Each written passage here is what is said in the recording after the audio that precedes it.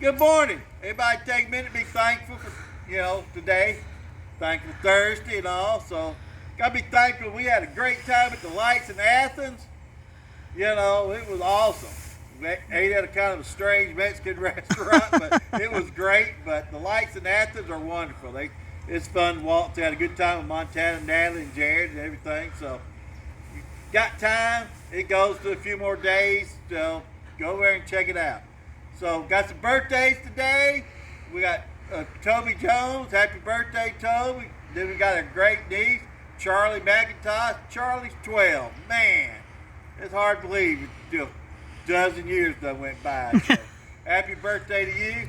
So, everybody have a wonderful day. Enjoy it. Get ready for the New Year's. And hey, Miss Liv.